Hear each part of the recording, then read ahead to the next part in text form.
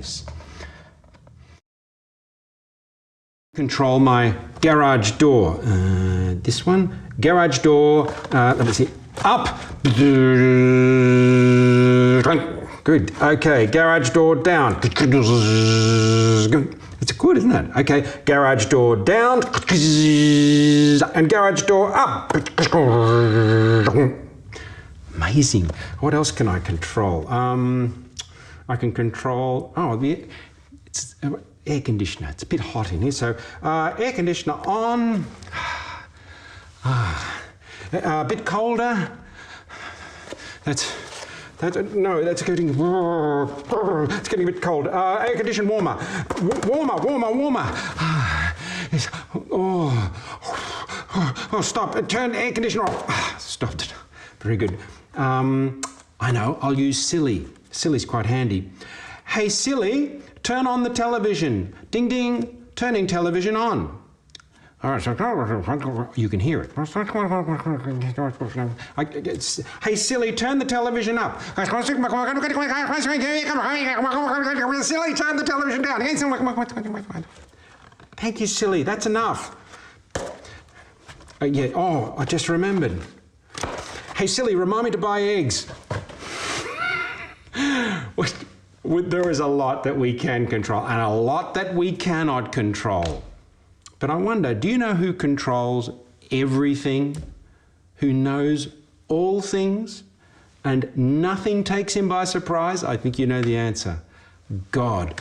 And in fact, there's a Bible verse about that. Psalm 90 verse 2 says, from everlasting to everlasting, forever and ever, you are God.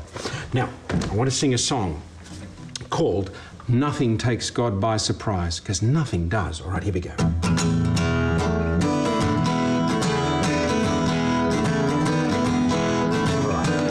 In the beginning, God spoke a word, and that's how the world began. And every moment till the end of time is part of His wonderful plan. And nothing takes God by surprise. No. Nothing takes God by surprise. No. That's it. He is sovereign. He's in control. Nothing takes God by surprise. No. All right. The good bits, the bad bits in all of your life. No matter what happens to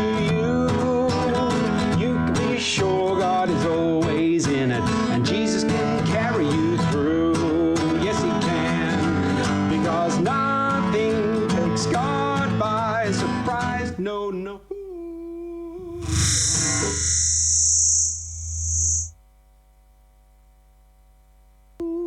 That's it. He is sovereign.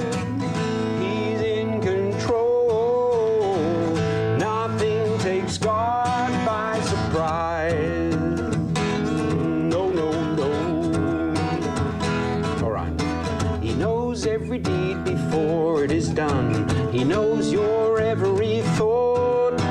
There's not one thing that He's left to chance. That's why we call Him Lord. Because nothing takes God by surprise. No. Nothing takes God by surprise. No. He is sovereign. He's in control. Nothing takes God by surprise. No. Nothing takes God by surprise. Good knowing. Now, I thought of something else, something from the Bible, because God is in control, and Jesus, God's Son, says something wonderful to His people in Revelation, in the book of Revelation. I've got my Bible here. It's another part of the Bible to read. Revelation chapter 1, verse 18.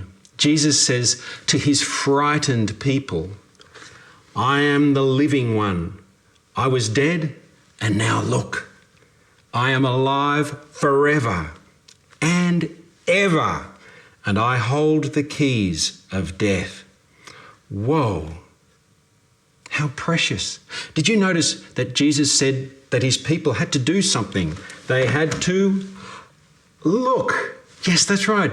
And when they looked, they could see that Jesus, who used to be dead, was alive. That's right. So we look to God, and that life that he lives becomes our life by faith.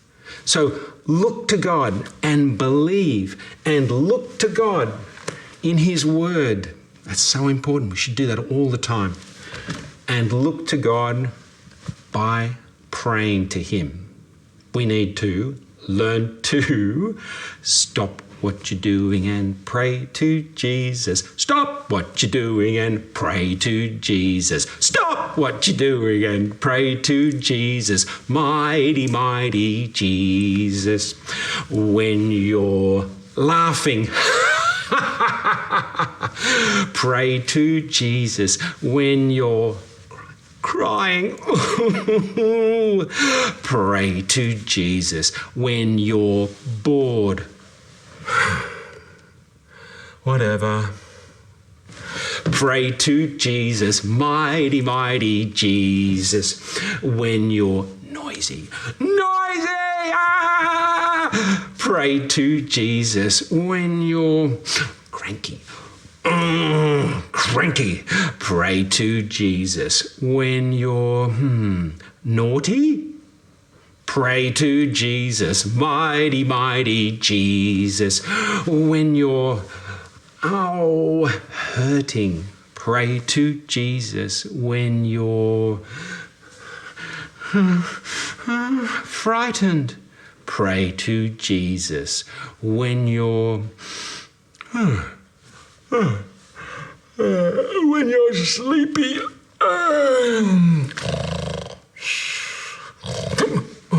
sorry, pray to Jesus. Mighty, mighty Jesus. There's a chorus. Big, big, good, good, mighty, mighty Jesus. Big, big, good, good, mighty, mighty Jesus. Big, big, good, good, mighty, mighty Jesus. Mighty, mighty, mighty, mighty, mighty, mighty Jesus. He's mighty and he's good. How precious. And we should pray to him right now. Let's stop what we're doing and pray to Jesus. Will you pray with me? I'll close my eyes to help me think about what I'm saying. Our dear Lord and Saviour Jesus, our dear mighty, mighty God, we praise you because you are from everlasting to everlasting. You are the first and the last. Nothing takes you by surprise. Mighty Jesus, you died, and look, you rose again. Help us to look by faith, to look at your word, and to look in prayer. We pray all these things in our Saviour Jesus' name. Amen. I like that verse in that last one. When you're sleepy, pray to Jesus. When you're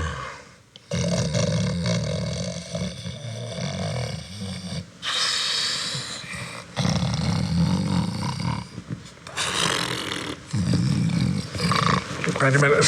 Hey Siri, I've fallen asleep.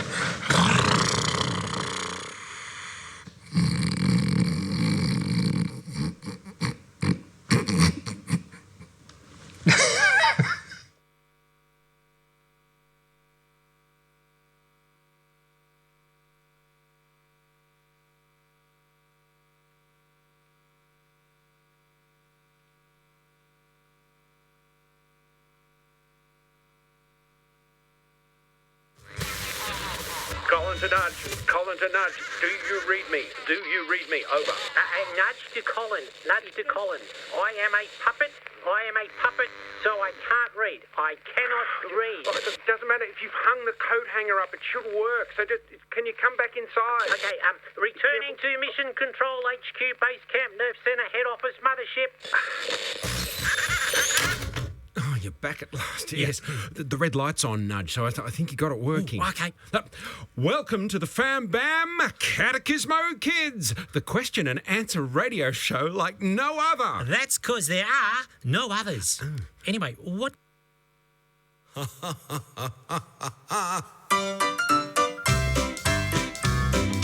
If you want to know what's true, how to live and what to do, what is what and who is who, the Bible is the answer. God has spoken loud and clear. Will you listen? Will you hear? Day by day and year by year, the Bible is the answer. It's God's word, He can't lie. Let God's word be your guide. God the Father, God the Son, God the Holy Spirit. And I was going to ask you. Get the Bible off the shelf, see it all there for yourself. The Word of God is there to help. The Bible is the answer. Some music now.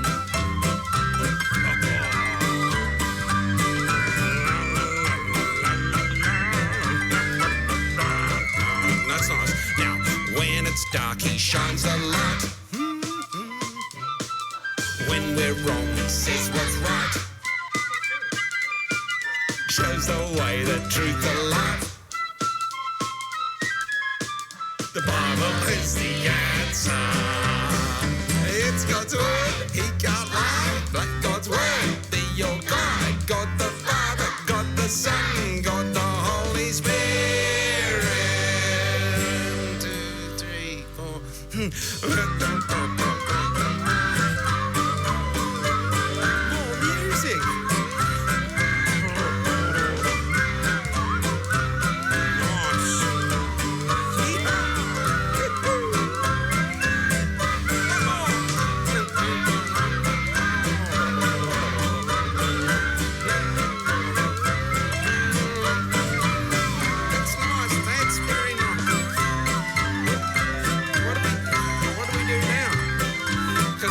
The song's finished, but we're all still playing. I don't know when I say stop, everybody stop. Stop. You didn't stop. Oh, now I'm still going. Come back and I'll stop. Someone else say stop. Ready? Stop. No, I've forgotten. Sorry, I'm still going. Never there. Wait, I've stopped.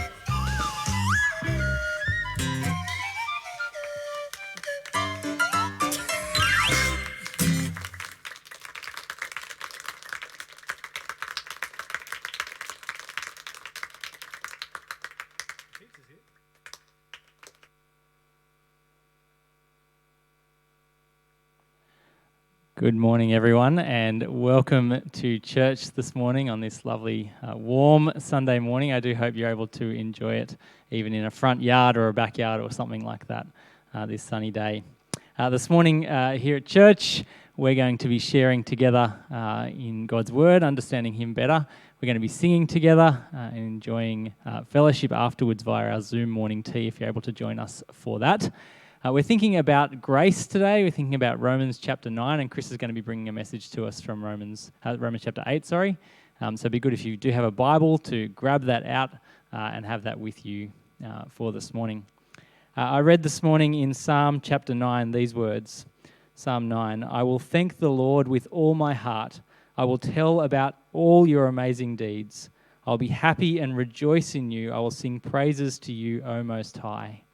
That's what we're doing when we come to church. In the psalm, though, it's in response to a great trouble that the psalmist is going through. The enemies are around.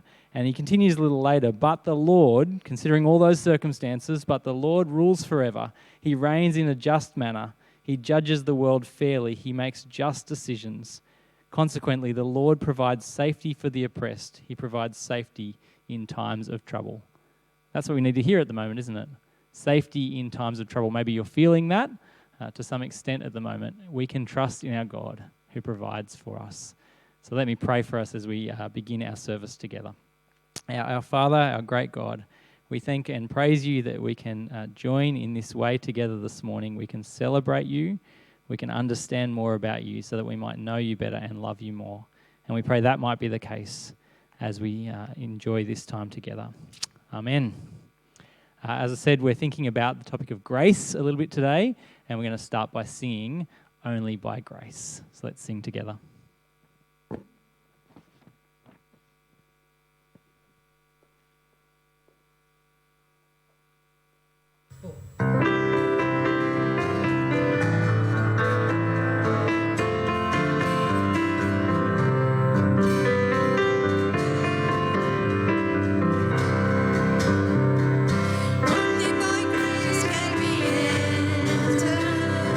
Only by grace can we stand.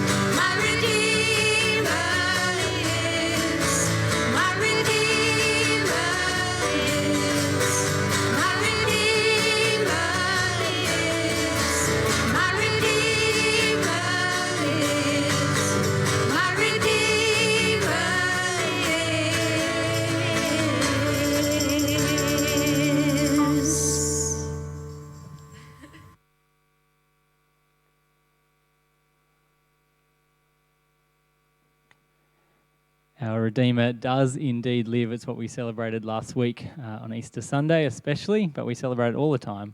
And his buying us back, his redeeming us, is also the reason why we can pray to him, why we can come to him. And for the kids spot this morning, that's what we're going to be thinking about with the guys from Quizworks again, as we think about what it means to talk to God. So kids, get yourself ready, get yourself comfy. If you've got a good lounge chair, make sure you're on it. Push the siblings out of the way. Organise a nice spot so you're ready in the front of the TV.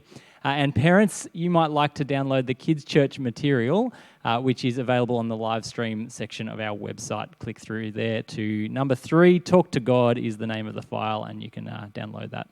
Let's have the Quizworks guys.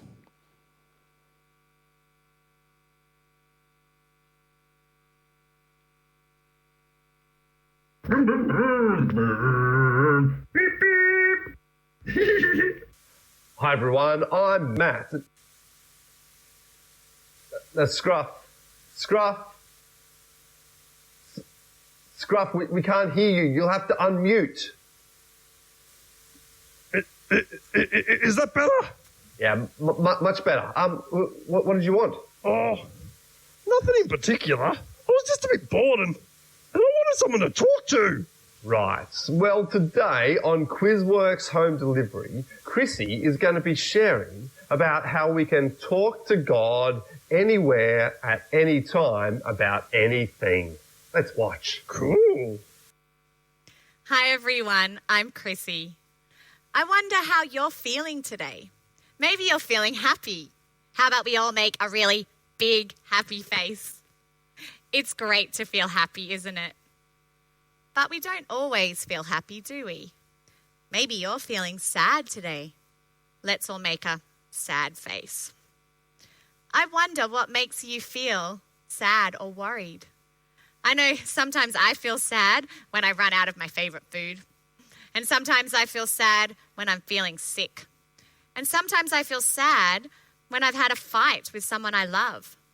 And sometimes I feel sad and a bit worried because sad and scary things are happening in our world. But did you know? The Bible tells us that we can talk to God about anything, anytime, anywhere.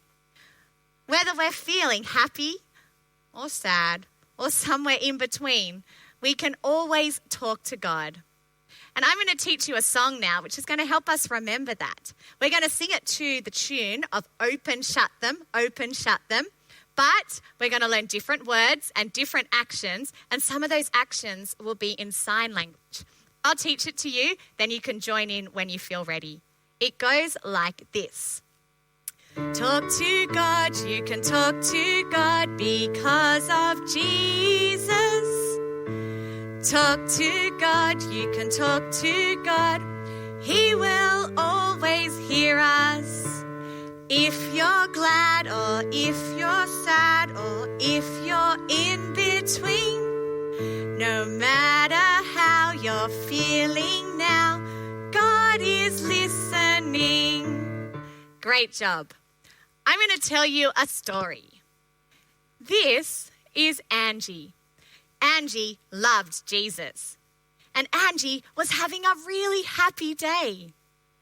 See, Angie's teacher had just given Angie her report card. And Angie had gotten top marks in everything.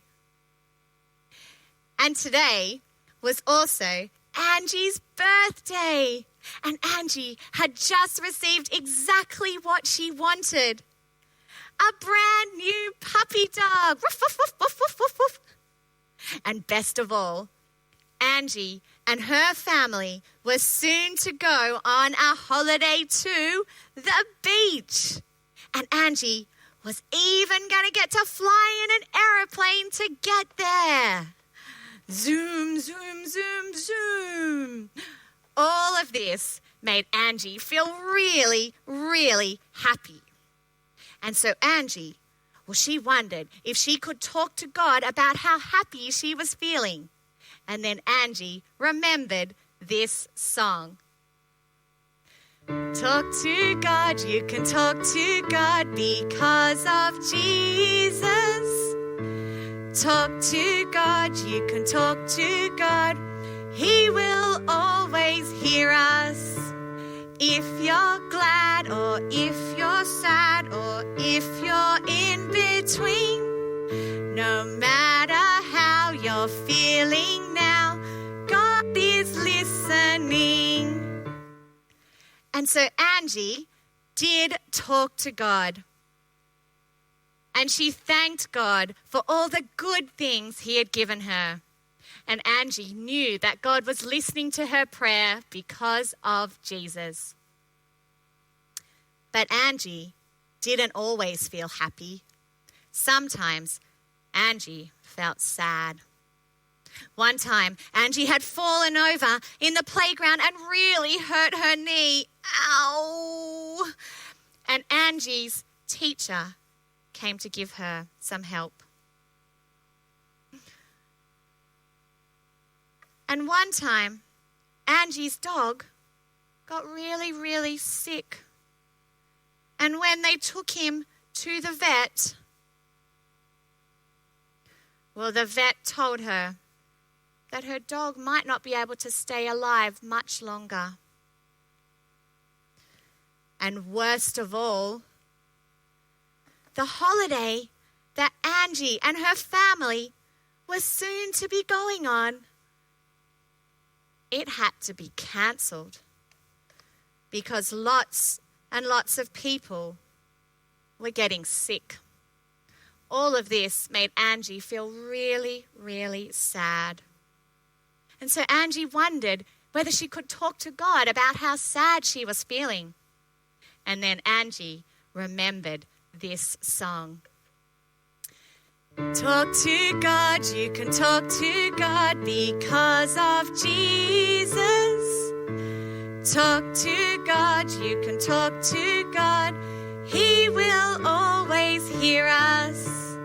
If you're glad or if you're sad or if you're in between, no matter how you're feeling now, God is listening. And so Angie did talk to God. And she told God about how sad she was feeling. And Angie knew that God was listening to her prayers because of Jesus. Well, kids, sometimes sad and scary things happen. Sometimes we just don't know what's going on. But if you love Jesus, then you can talk to God anytime, anywhere about anything. Whether you're feeling happy or sad or somewhere in between, you can always talk to God. And he will always listen. So make sure you do talk to God anytime and do that by yourselves, with your family, with your church, and know that he is always listening because of Jesus. Isn't that great news? Because of Jesus, we can talk to God anywhere at any time about anything. Cool. Hey, maybe we could talk to you about sending more chocolate bones my way. Maybe, Scruff. Or maybe some toilet paper. At www.quizworks.com/home delivery, you will find some activity sheets, game and craft ideas, discussion questions that can help you spend more time talking to God. And I'm going to go and make an online order of choc-coated bones. See ya! All right. We'll see you all next week.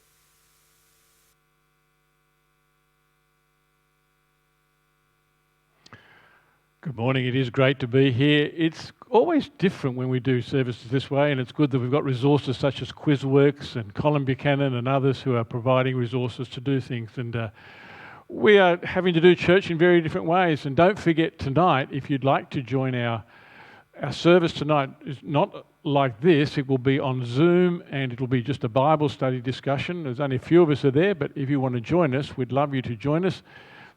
Probably the best way to do that is to email Nick or myself, And we'd love to invite you to join that Zoom Bible study tonight, and that would be great as we look at God's Word in an interactive and way discussion. This morning, though, I thought I might do, instead of, because we don't have a lot to announce, is just to show you how this all works, because church looks very different at the moment. I'm actually standing here looking at a digital camera, believe it or not. I'm going to walk down and we're going to look at another camera that's actually on a phone, and I'm going to move that around and just show you what's going on here today. So the church has been set up. We set it up to start with. I'm not quite sure what that looks like, but we set up the church to start with so that we could just have a few people and we were scattered out all over the place. And then we realised that we wanted to do a more informal, but more and more as the tighter restrictions came, we found we had to change it. So now we actually stand down the front and we have this set up. And so normally I'm actually standing looking at that camera over there with all these lights, and the guys down the back, and let's walk down there and have a look. They're waving now. Actually, Aaron's daughters are here because Angel's off somewhere else and he has to do the babysitting duties. But here's the guy. Nick, how do we put all this together? Hello. This is the computer screens we're looking at the moment. As you can see, there's a few different ones. On this one over here, this is the video feed, so we're choosing which camera goes on. So I'll just flick to the front one, for instance. Oh, we're up the front of the church now. Or back, we've got the projector up here in the corner, or the one we're actually looking at. And on this screen, that's our normal presentation software where we're sending songs and things like that. But instead of the song words, we've got the videos of the pre-recorded songs that Aaron has put together. And over here, we're just checking that the YouTube link is working. So I'm looking at what you are looking at right now. That's what's happening up the back. So what you're looking at, what's happening up the back, is actually 20 seconds later. 20 seconds delayed, yeah, which is So if I YouTube. put that sound on there, we're going to hear a real bad echo. We've got to be really careful with sound. It can just create loops everywhere, and so that's one of the hardest things to get right, and where Aaron's expertise are especially important. One of the other things I want to announce is next week we're going to be having a speaker from Compassion coming on. So we're going to use a Compassion speaker. And so before we do that, today we're going to introduce Compassion with a 60-second slot of some of the work that Compassion are doing. God bless.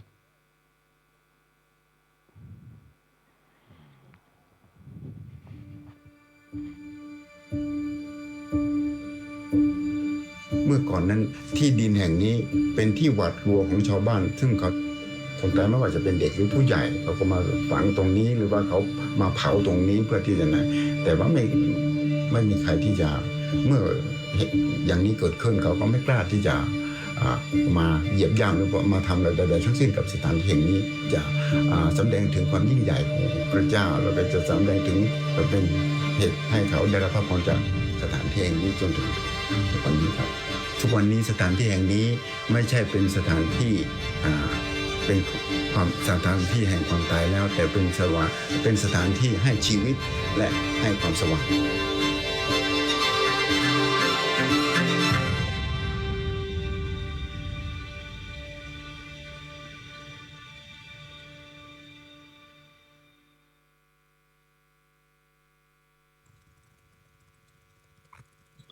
Let's pray to our great God. Let's bow our heads.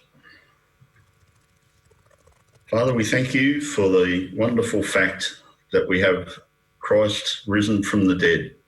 Thank you that we've been able to celebrate that over Easter, and that we can rely on you because we know that Christ is risen from the dead, and that we too will rise from the dead one day to be with you, but so that you've given us new life in Christ as we set our hope and our faith in you. Thank you that Christ is a rock to build our lives on. We thank you that he's a sure and steadfast anchor for our souls. We praise you for the wonderful hope that you've given us in this. And it's just not a future hope, but that it is a fact that we can rely on, and that it's something that we can build our life around. So thank you for sending Christ to us. Thank you that he rose from the dead. Thank you for sending us your Holy Spirit so that we can be guided and comforted through each step of our lives each day. We also pray that you will help us in these coming days and weeks as we act towards others to be wise and loving and to take every opportunity in season and out of season to tell others about this love that Christ has given us and new life that you've given us.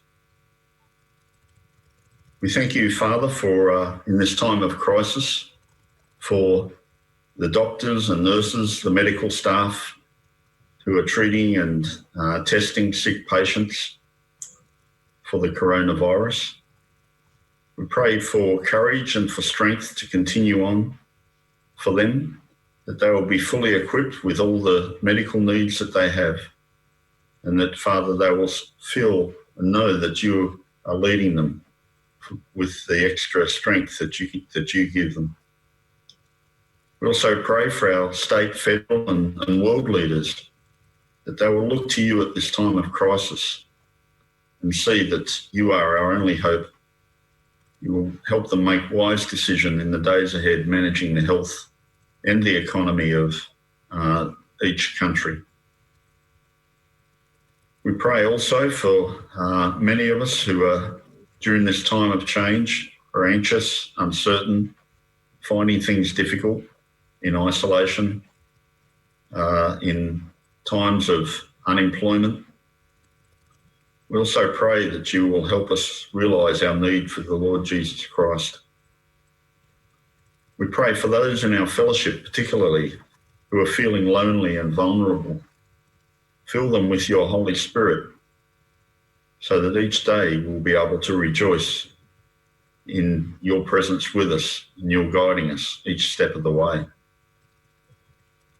Pray that you will also continue to provide for all our financial needs personally and also as a church as we look to the future, knowing that the coronavirus will pass, but our need for Christ will not pass, and that, Father, the church may go from strength to strength. Also, pray that you might help us prepare and the leaders in our church to prepare and be led to a senior pastor suitable for Islington Baptist Church, and that this may come about and it may be great glory to you. We also pray for the future leadership of our brothers and sisters in the Chinese ministry, and that the leadership might be provided for them as well, both in the medium and the long term. We pray for our lives that we'll be fully committed to Christ in all things that we do. Help us to make us living testaments to Christ's salvation, to his love and grace, and that others will decide to follow Christ as a result of this. We commit ourselves, each one, to you now, as we look to you this day and this coming week, in the months and years ahead. We commit ourselves to you now in the Lord Jesus' name, for his sake. Amen.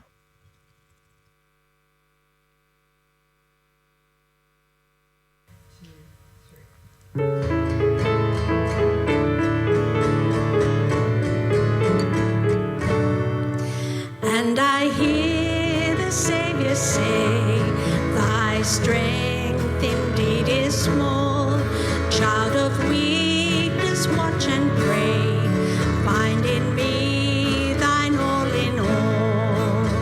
'Cause Jesus paid it all to him I owe. Sin had left a crimson stain, he washed it white as snow.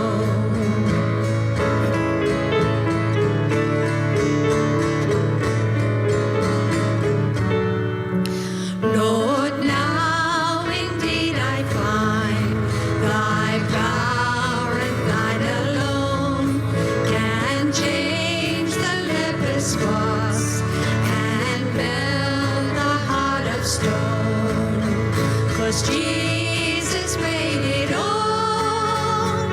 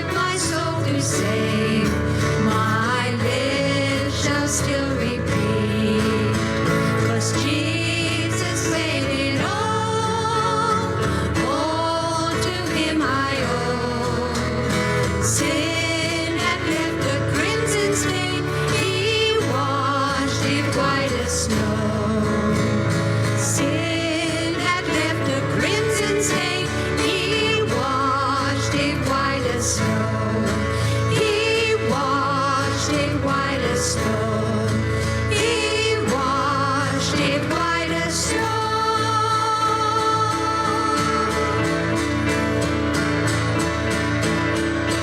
Oh, praise the one who paid my debt and raised his life up from the dead. Oh, praise the one who paid my debt and raised his life up from the dead. Oh, praise the one who paid my debt and raised his life up from the dead. Oh, praise the one who paid my debt and raised his life up from the dead, Jesus.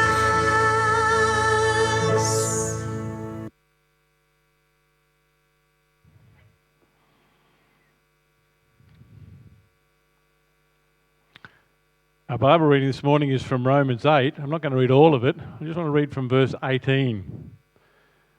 I consider that our present sufferings are not worth comparing with the glory that will be revealed in us. For the creation waits in eager expectation for the children of God to be revealed. For the creation was subjected to frustration, not by its own choice, but by the will of the one who subjected it in hope. The creation itself will be liberated from its bondage to decay and brought into the freedom and glory of the children of God. We know that the whole creation has been groaning as in the pains of childbirth right up to the present time. Not only so, but we ourselves who have the first fruits of the Spirit groan inwardly as we wait eagerly for our adoption to sonship, the redemption of our bodies. For in this hope we were saved. But hope that is seen is no hope at all. Who hopes for what they've already have? But if we hope for what we do not yet have, we wait for it patiently. In the same way, the Spirit helps us in our weakness. We do not know what we ought to pray for, but the Spirit Himself intercedes for us through wordless groans. And He who searches our hearts knows the mind of the Spirit, because the Spirit intercedes for God's people in accordance with the will of God. And we know that in all things God works for the good of those who love Him, who have been called according to His purpose. For those God foreknew, He also predestined to be conformed to the image of His Son, that He might be the firstborn among many brothers and sisters. And those He predestined, He also called. Those He called, He also justified. And those He justified, He also glorified. Amen. If you're looking for words of comfort and assurance, Romans 8 is one of those passages that we will often turn to. Pastors such as I will regularly quote Romans 8 at funerals, when we are talking to people beside their sick bed, and in many other situations when people find themselves struggling and a word of comfort is needed. There are really a lot of well-known sayings found in this chapter. And I want to look at three questions that for me arise out of this passage that I read to you just then, that you might be asking as a result of all this going on with all this confusion that's happening. But before I do that, I just want to put this whole chapter in the context, in its picture. You see, Romans 8 starts with that well-known little verse. If my projection works. No, it's not working. Fellas, do you want to move that forward? That's it. Therefore, there is no condemnation for those who are in Christ Jesus. You see, in the first 4 chapters of Romans, Paul outlines the truth about grace, as Nick talked about earlier, that we are justified by faith through grace. He shows that we really are unable, totally and utterly, to reach this point by ourselves. We just cannot get there. We are justified by what the Lord Jesus Christ did, who died that we might truly know forgiveness. Then the next 4 chapters, chapter 5 through to chapter 8, tell of what life is like as a Christian. And chapter 8 is this wonderful conclusion of that section, flows what flows because we have been justified because of what Jesus Christ has done, because of his grace that's just poured out in our lives and how that transforms and changes our lives. Those are great words of comfort for those who are in Christ. For those who've stopped trusting their own deeds and depend upon his grace, who understand that it's what Jesus Christ has done for us. That very first Easter, that's the grace that's changed and transformed our lives. And therefore, there is therefore now no condemnation, because we're declared right because of what the Lord Jesus Christ has done for us. And nothing can take away that wonderful message for us. And the beautiful promise of chapter 8 is about this Holy Spirit within us. That Jesus has returned to God's side, but he sent the Spirit. And as Christians, we have that Spirit dwelling within us. As Christians, we set our minds on keeping in step with the Spirit. One of the beautiful promises of this chapter is that we are now part of God's family. Let me read to you that wonderful section from verse 14. For all those who are led by the Spirit of God, for all those who are led by the Spirit of God are children of God. So if you've not received a spirit that makes you fearful slaves, instead you received God's Spirit when he adopted you as his own children. Now we call him Abba, Father. For his Spirit joins with our spirit to affirm that we are God's children. And since we are his children, we are his heirs. In fact, together with Christ, we are heirs of God's glory. But if we are to share his glory, we must also share his suffering. Excuse me. You know, one of the big questions that I think that many of us are asking is, why has all this happened? What's going on?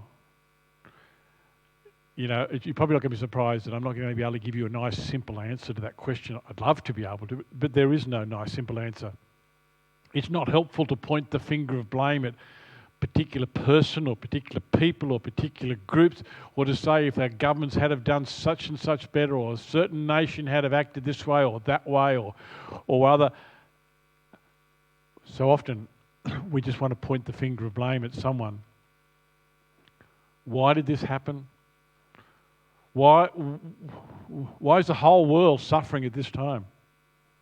Suffering has been the lot of people since the fall. And during this period, we are finding this time of isolation is a good chance to catch up with the things we wanted to do. The idea of being isolated for some, well, it's actually quite good for some people. For others, though, that not being able to physically meet, not being able to go and sit down and have a cup of coffee, not being able to just cuddle your grandchildren or your grandparents or whatever, is just your friends. It's just so hard.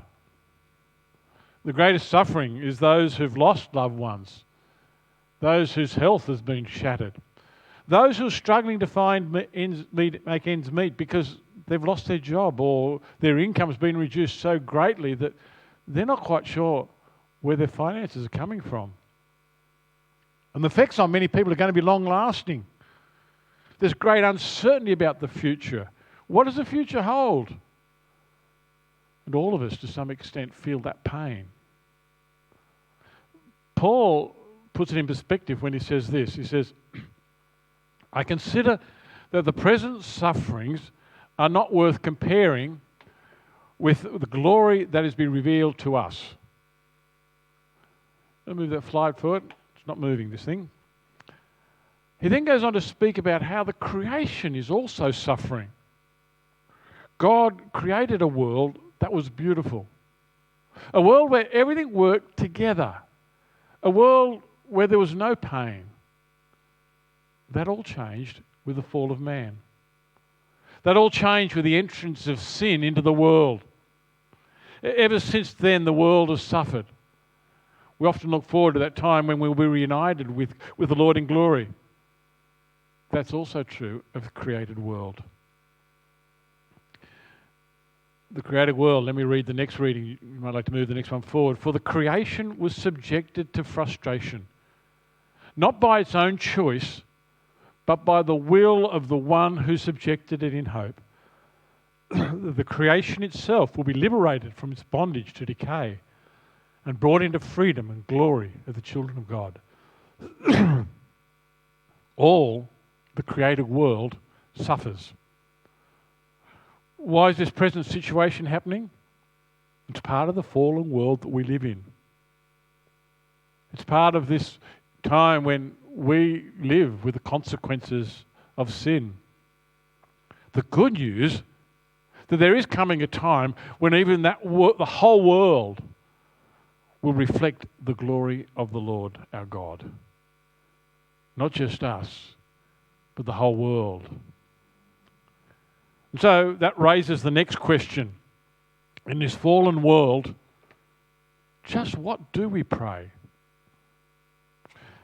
Many times we clearly have a good understanding of just what we want to pray. But at times like this, we so often struggle. We want to pray that this will all go away. And yes, God could do that. However, we struggle to pray. How do we pray?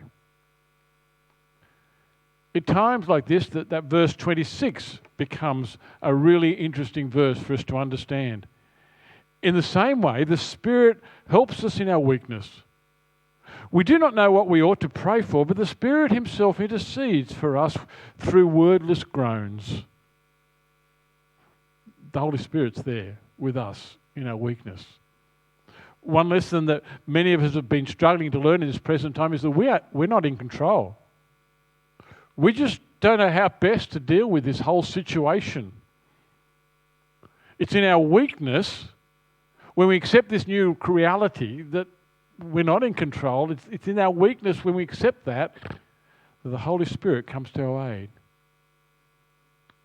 It's very easy for us to criticise the authorities for either being too slow or too strict or of not assisting this particular group of people or that particular people. If we step back and sort of put ourselves in their situation, would we handle it any differently? Would we know what to do with it all that's going on? How would we respond? And it's not just a simple answer. We might want to help one group, but then what about the next group? It's when we give up and hand it all over to the Lord. At that time, the Spirit intercedes for us with wordless groans. Another translation puts it this way, with groanings that cannot be expressed in words. I suspect you know that feeling. That at times we just do not know how to pray. You're not in control. And it's at this point that the Spirit intercedes for us. It would be good to say that in everything, it's all going to turn out fine in the end. It'll all be okay. But, verse 27, puts it this way.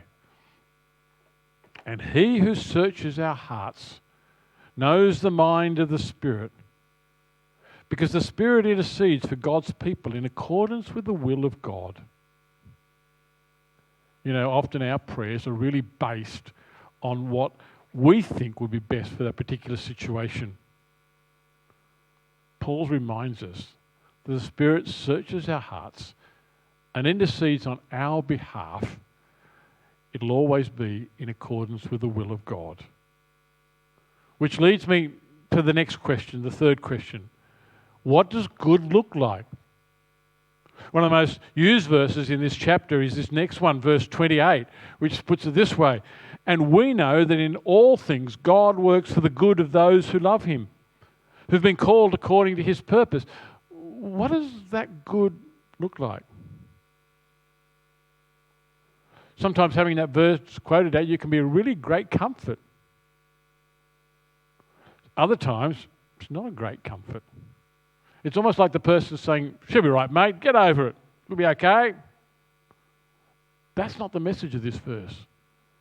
The Spirit hears our pain, understands our struggles of not knowing how to pray or what needs to be done. And it's in the midst of that pain that there's this assurance from God that God is still in control. In all that's going on, God is still at work. We might want him to wave this magic wand. We want him to make all the pain and all the suffering will go away, the virus disappear. That's not God's way. Which returns us to that question, just what is good? We usually think of being good from our perspective. God has a higher view. As I was preparing this, I was reading an incident that happened at the beginning of this year in northern Nigeria, when a pastor was murdered by, one of the local pastors up there in northern Nigeria was murdered by Boko Haram. And the article said this, it said, prior to his killing, a video was released in which he stated that his life was in the hands of God. If God so willed it, he'd see his wife, children, and colleagues again. But if it was not God's will that he should die at the hands of Boko Haram, he would willingly accept it. Clearly concerned that his loved ones should not worry about him, he urged them to thank God for everything. Now, our situation is probably not that extreme, but what he does point to is perspective. We're often thinking about it from our perspective. But as we saw last Sunday, as we thought about the resurrection, that brings in a whole new perspective, an eternal perspective. We have this assurance that God is with us. And Paul assures us that for those who are called by the Lord, we will ultimately be glorified. This is how he puts it.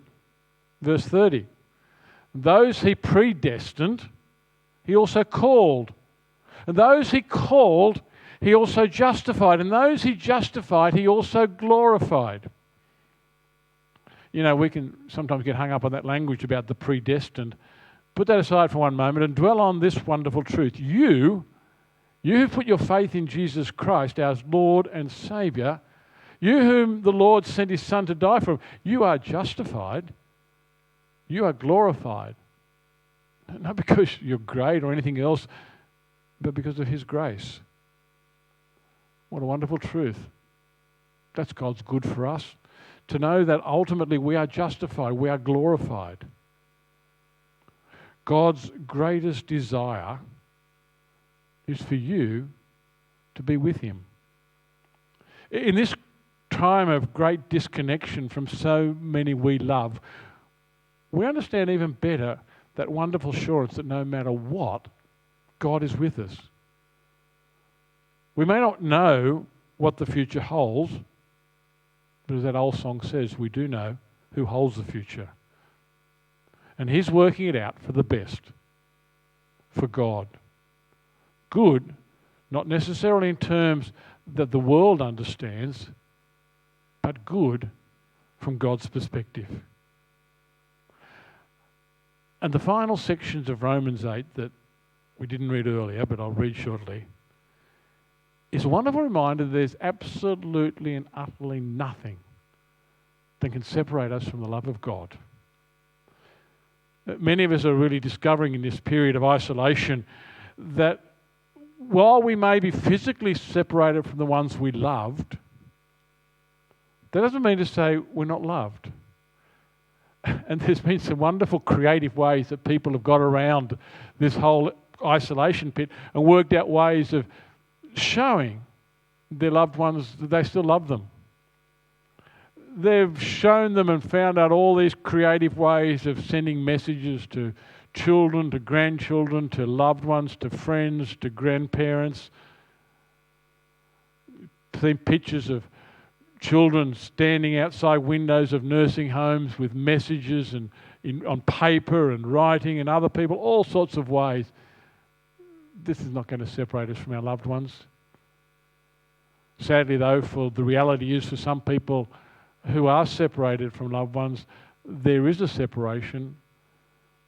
We in our human frailty can make those errors and mistakes, but not God.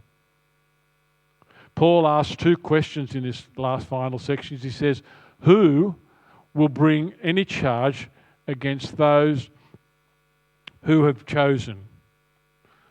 Who will bring any charge against those whom God has chosen? The answer is clearly No one can. Jesus died for us. No one has ability to bring a charge against us. Remember at the beginning of this chapter, there is no condemnation for those in Christ Jesus. Nothing, no one can bring any charge against us. Christ died for us. The second question is, who shall separate us from the love of Christ? The answer is obviously nothing can. There's an interesting section in this chapter. When you read this in so many times, us as pastors often want to skip over a particular verse. There's verse number 36. We want to skip over it because it's a quote that comes out of Psalm number 44. And in the midst of this one that's talking about nothing can separate it, it has this little phrase, "For your sake we face death all day long. We're considered as sheep to be slaughtered."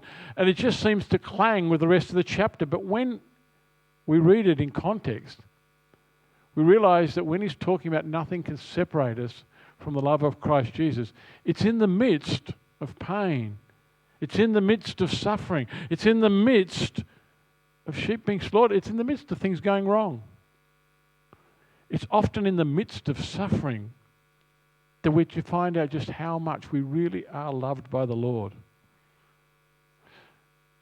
It's a powerful message. We are living in a time when we are struggling. We've got these questions. Why is this happening? What is going on? How do we pray? What is the good that God's going to bring out of all of this? There are no simple answers. But there is that answer that God is in control.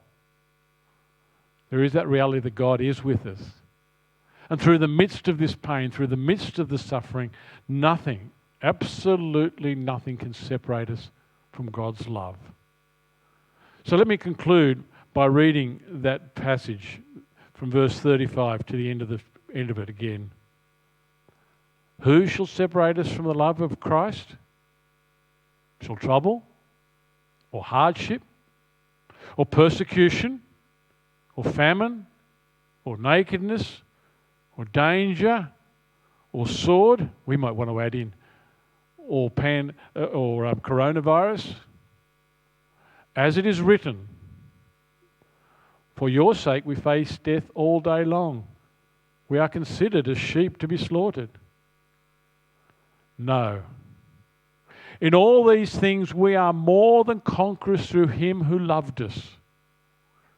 For I am convinced that neither death nor life, neither angels nor demons, neither the present nor the future, nor any powers, neither height nor depth, nor anything else in all creation will be able to separate us from the love of God that is in Christ Jesus our Lord. Let's pray.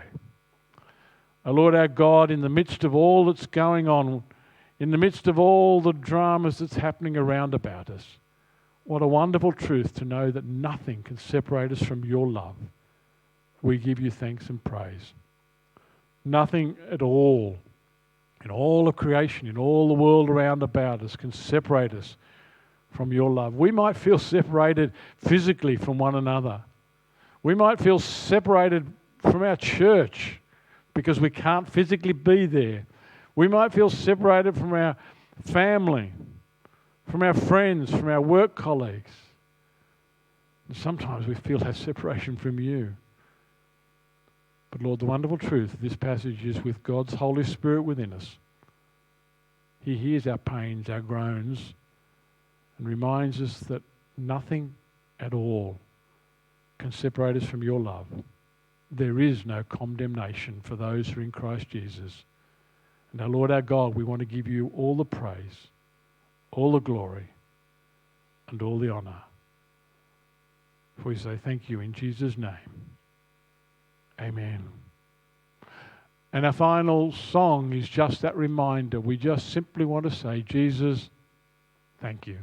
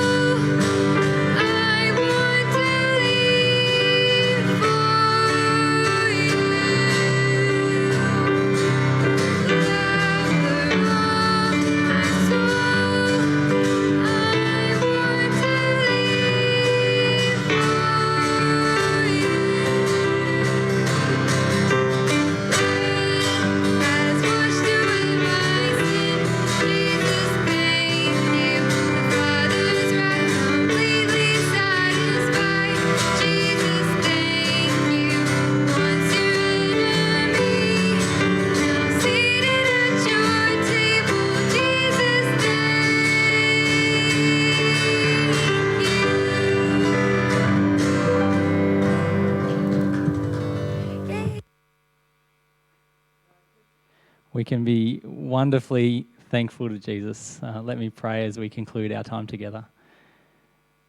Jesus, we do thank you. We thank you indeed that you, by your blood, your sacrifice on that cross, have set us free, made us clean, given us new life for all who trust in you. And so we pray that we might trust in you and you afresh this morning and across this week, and take comfort in knowing you are a sovereign God and you will work out all things for the good of those who love you. And we pray in Jesus' name. Amen. Well, again, thank you for joining us this way this morning. And if you are new to our live stream this morning, a special welcome to you and thank you for joining us. You might like to fill out our comment card, which there's a link in the YouTube chat to click across to our website to fill that in, just to let us know you're here, or make a comment and say hi in the chat. We're going to have our Zoom morning tea now, so if you're able to join us for that, head to the live stream page of the website and you'll see the Zoom link there. And it'd be great if you can join us, grab your morning tea, take a couple of minutes, grab a cup of tea, and we'll see you soon there. Otherwise, see you next week. Bye.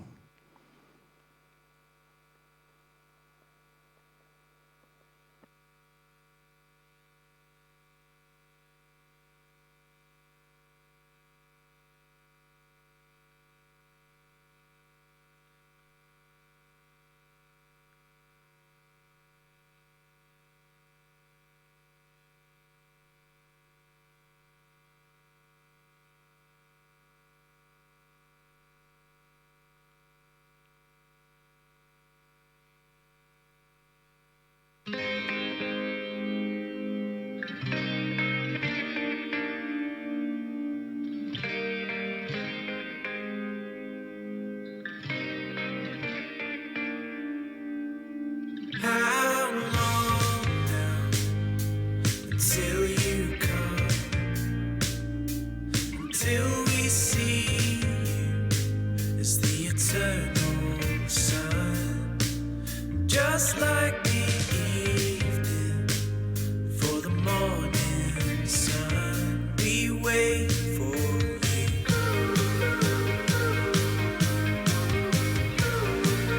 We wait for you.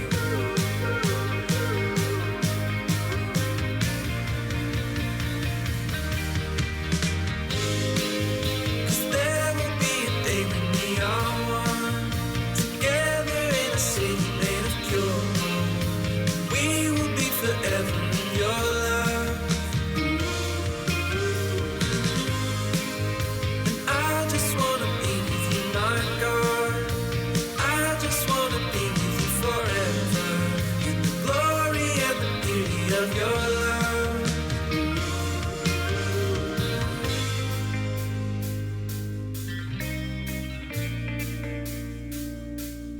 I know, God, you will surely come, 'cause you have promised, and you're the faithful one. So hear the Spirit and the bride say, come. We wait for you.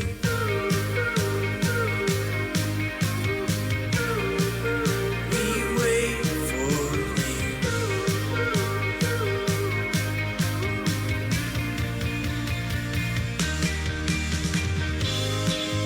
'Cause there will be a day when we are one, together in a city made of pure gold. We will be forever in your love. I just wanna be with you, my God. I just wanna be with you forever, in the glory and the beauty of your love.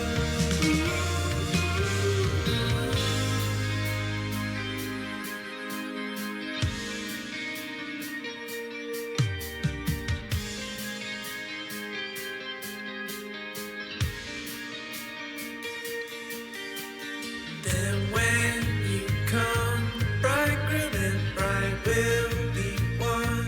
There'll be no need for the sun, 'cause you will be the light. And then when we meet, there'll be the greatest of feasts. as you wipe the tears from my eyes. 'Cause there will be a day when we are one, together in a city made of pure gold. We will be forever in your love. I just wanna be with you, my God. I just wanna be with you forever, in the glory and the beauty of your love.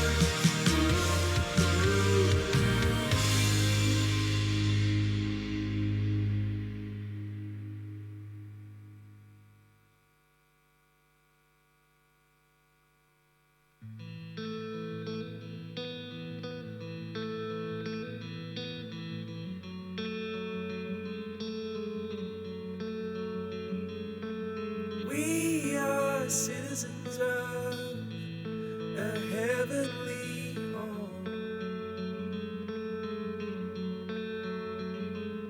This life that we now live is no longer our own. 'Cause we're living for the King of Glory.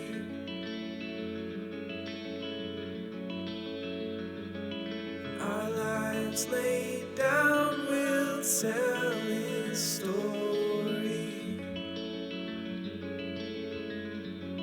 'Cause we're living